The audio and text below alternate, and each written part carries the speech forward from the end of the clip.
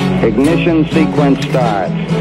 6, 5, 4, 3, 2, 1, 0. Liftoff. We have a liftoff.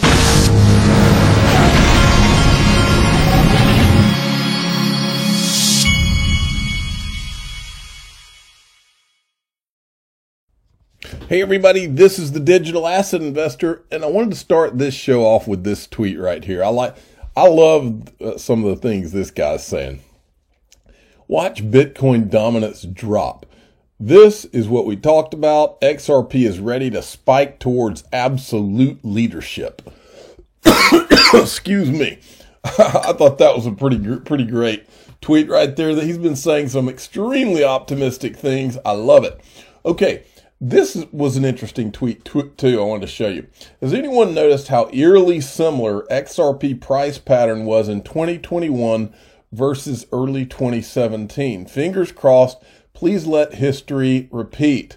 I hope he's right. If history repeats, folks, we're flying past $5 if history repeats. That's all I got to say. Okay. Now, this is a great tweet from Anders L. I wanted to play this for you. Listen up. Technology. Why does technology and access for retail traders suppress volatility? Because there's more market participants. Why does more market participants suppress volatility? Because it increases liquidity. Why does more liquidity equal less volatility? In most cases. It means there's more willing buyers and more willing sellers at every price for an asset. Which means if you have an infinite amount of willing buyers and willing sellers, assets don't move. Create zero volatility. Exactly. In other words, if they will let XRP fly in no time flat, you'll have less and less and less volatility because you'll have more liquidity. And it'll become more and more and more stable. That's the thing that they don't ever tell you in this. This industry is so young. Of course, you've got volatility. But if these Gary Gensler regulators of the world would get the freak out of the way and let this industry fly, before you know it, you'll have tons of liquidity, and then the volatility goes down.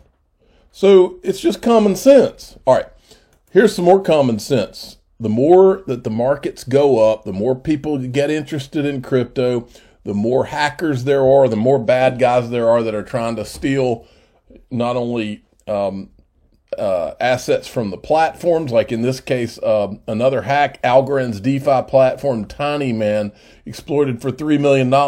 But you also have more people trying to hack your computer if you're buying crypto. So I keep telling you, this link's in the description, Pure VPN. You need to have a virtual private network, and I just dropped a golf ball on my computer. You need to have a virtual private network and an antivirus software. A link to get a virtual private network, Pure VPN's, in the top of the description of this video. Okay, Mr. Intuitive, who is the official cool guy of the Digital Asset Investor channel, he said, big troomer, let's keep it going. XRP Army, the more time, the more dirt. And he's right. And he wouldn't be right if we didn't have the truth on our side. And that's why they call it Troomers, or that's why the official cool guy calls them Troomers, because a lot of people would like to call these rumors and call us conspiracy theorists, but the problem is we have the timeline and we have the video of their own words, which makes them Troomers. Fact, the longer this SE case goes, the more ETHgate evidence we will find. That is true. That is a Troomer. Tom Emmer today.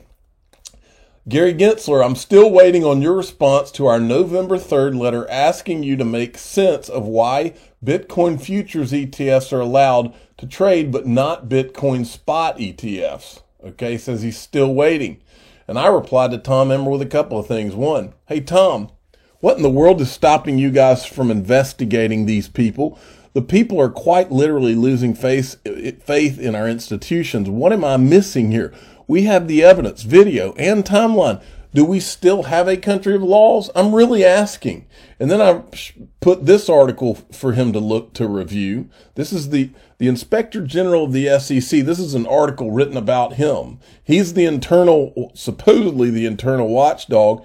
And he was kept in his job despite being found misconduct about him. And I'm telling Tom Emmer, if this couldn't get any crazier, if we want to file a complaint with Inspector General at the SEC about the SEC, this is who we have to file it with. You couldn't make this up if you tried. So I ask again, do laws in the U.S. mean anything anymore? I mean, if you want to, think about that. If you believe that there's corruption in the SEC of the United States, you're supposed to file a complaint with this guy who he himself has been accused of corruption.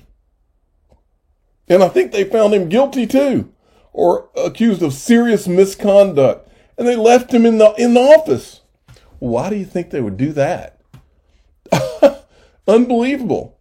And then Stefan Huber, on the day of the Hinman speech, 75% of all Ethereum was owned by the founders and disguised whales, while Transparent Ripple has owned 61% of all XRP. And it stays in escrow, and they show you where it is, and then they put out a quarterly report. All right, and then we've got this from TAIG. Check this out. We're all using the internet, right? That took several years. Don't forget who this is. That's Katie Haun. Katie Haun, remember. And listen, folks, this is one person, and any of you web sleuths out there that are listening to my voice, this is the one part of this timeline, the Ethereum Free Pass timeline, that has always bothered me, is Katie Haun. Because I think that, in my opinion, based on everything I've seen, I believe she was a lot more involved in the Ethereum Free Pass than we know. And if anybody out there can help add her into the timeline more, I believe there's a lot of gaps. And I'll tell you why I think that. Remember, I think it was January 24th of 2018. She's sitting in the front row. At the time, she was on the Coinbase board. She was not at Andreessen Horowitz on that day. But think about this for a minute. So she's in the front row. She asked Jay Clayton a question while she's sitting on the front row at Stanford on January 24th, 2018. Okay? Asks him a question. In the timeline, the very next day is the day that Jay Clayton goes to Andreessen Horowitz and appoints Chris Dixon, who later becomes I think he's her boyfriend now. And she worked with him when she went to Andreessen. But let me go back to this. So January 24th, she's on the front row. The very next day, she raised her hand and asked Jay Clayton a question. Very next day, Jay Clayton goes to Andreessen Horowitz, gets Chris Dixon to be the point man to form the Venture Capital Working Group. From that time, in our timeline, all the way to the Bill Hinman speech, we don't see anything from Katie Haun until about 9 days after the Bill Hinman Ethereum Free Pass speech. Then she all of a sudden goes to Andreessen Horowitz, forms the crypto fund with the help of Chris Dixon, and that fund had Bitcoin and Ethereum in it. And I believe those are the only two it had in it. Don't quote me. But the entire timeline, the question is, why did Andreessen Horowitz hire her out of nowhere? And where was she from January the 24th when she asked Jay Clayton the question until 8 or 9 days after the Bill Hinman speech when Andreessen Horowitz hires her? Because we know, because we've seen it, that Andreessen Horowitz tends to hire people like Bill Hinman after he does things that just happen to work out for them, right? How about Brian Quince from the CFTC? Same story, right? So here's a video with Katie Haun, the mystery woman. We're all using the internet, right? That took several years. It was passed in 1996. I think similarly here, we don't want regulation to outpace understanding. And if you would have had a law about cryptocurrencies or blockchain passed a year ago, it would have been completely outdated today. So I think regulators, lawmakers, policymakers know this. If you and I could get a beer and agree what the rules should be, by the time it became law, it'd be a year late. And by that time, the ground will have moved underneath us. So if you sense, at least from my point of view, wanting to give this some time to figure out and do it by guidance as opposed to rule, that's what's driving us. Describe it. And I say, okay, in the very best case, I can get from start to finish on that rule in 14, 15 months. Can you assure me that in 14 months this will be the right rule? can you assure me that in 14 weeks it will be the right rule? And the answer is no. That means that from time to time, the SEC does its best work, not through the cumbersome and formal rulemaking process, but instead by talking to the marketplace. It's a dirty word in Washington right now, but we do this thing that I, as a practicing lawyer, when I was at Wachtell Lipton for some time, always valued very much, which was the ability to get guidance from the staff about what their expectations are and why. That process enables us to talk to the market, hear from solid...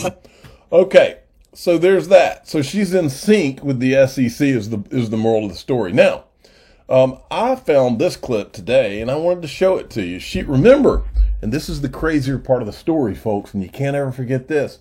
This is the same woman that was a U.S. attorney, and in 2015, she signed off on the agreement between Ripple Labs and FinCEN, which declared XRP a currency, a virtual currency. She signed off on it. And then a few years later, she happens to pop up with Andreessen Horowitz right after Ethereum gets a free pass and Ripple later gets sued. Watch this. Look, I mean, as someone who's spent a lot of time prosecuting financial fraudsters and criminals in my life, I can tell you that criminals are some of the earliest adopters of any new technology, the internet included, and in all seriousness. So this is no different in this space, right? Yeah. That we see this. But I want to point out, you said AML and KYC. Look, 99.9% of money laundering crimes go unprosecuted. Look it up, Google it, it's a fact. 99.9%. Yet the financial services industry collectively spends $20 billion a year on AML compliance. Yes. A person can buy from any number of different identities. We may limit the size, the unit size of a sale, just to make it easier to disguise. All right, that's enough. I think you get the picture there. Now, Stefan Huber had put this out. Okay, let's look into the fundraise of MetaMask. This is the third time I see him grabbing his elbow immediately. So Stefan Huber has found, this is what's called a tell in poker. He's found Joseph Lubin's tell. He grabs his elbow whenever he gets uncomfortable about talking about regulations. Here he says, tricky. As soon as he gets tricky about regulators, the SEC, and securities laws, he gets nervous and grabs his elbow. And when I saw this, I was like, well, that reminds me of when he was on stage with Brad Garlinghouse. Watch this. And I also illustrated some of the absurdity here by adding some clips, and listen. I won't speak for the CFTC. We have in escrow 55% of all of the XRP that we own. We can't sell it. We can't do anything with it. So, we actually own about 13%. But you do sell it regularly, right? Don't you sell it into the market? Transparent about that. How much do you sell? When necessary. A person can buy from any number of different identities. We may limit the size, the unit size of a sale, just to make it easier to disguise. Is there any plan for greater transparency within Consensus in terms of how it deploys its Ethereum? Internally, sure. And we're a private company, and we Ripple's a private company too. Absolutely. So if you are a whale, if you want to plan on investing several million US dollars worth, then you can do that for multiple identities. We will ask for a real-world identity in the form of email address, just so that we can make sure that everything works smoothly the whole way through the process. But we won't be requiring it.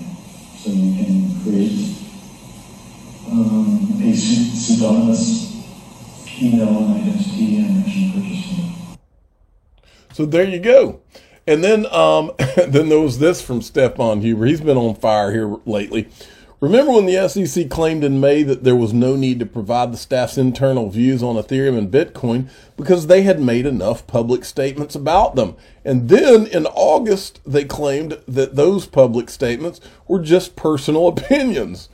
Insanity. That's exactly what it is. Or people that are trying to cover for falsehoods left and right and forget what they said before, which is what happens when you lie. When you set out to deceive. All right, listen to this. This is from Reply, Vitalik Buterin. Just all kind of happening, and I'm expecting a lot of them to just roll out over the course of the next year or so. And that's, I think, interesting because, first of all, there's clearly a kind of dire need for scaling solutions of some kind. And there's definitely also a concern that if the decentralized scaling solutions don't come in time for the demand, then at some point, there's going to be this race to the bottom, and these more centralized scaling models are going to take over. And if that gets kind of locked in as an equilibrium, then that could be a risk for the space, and it will end up kind of recreating systemic intermediaries that we were trying to get rid of. But see now here. This is the irony of all this, folks. Is that these guys with Ethereum, all these guys, and they did it in conjunction with the SEC, they knew if they could proclaim to the world that somehow Ethereum was decentralized, whereas all these others were not, if they could somehow do what Joseph Lubin called creating their own reality, which is all we're living through right now. There's nothing decentralized about these guys. They're working in teams. They're working in phases. They have plans to roll out Ethereum 2.0. Everybody with a half a brain knows that this has nothing to do with decentralization.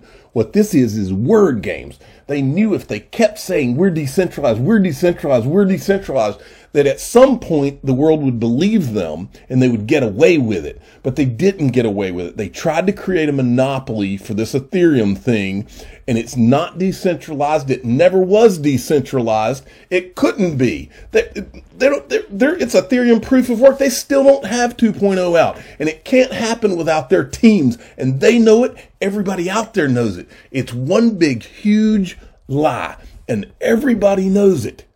Now, the question is, do we have any laws in this country anymore? The question is the SEC so corrupt that nothing is ever done and the lie just keeps on going and runs down the road? Well, that question comes to the Department of Justice and the people in Congress and other people who could do the right thing and right the wrong. And guess what? I don't want Ethereum destroyed. That's not what I'm talking about here. I want a level playing field. But this was a monopoly attempt. It's a monopoly attempt in progress, folks.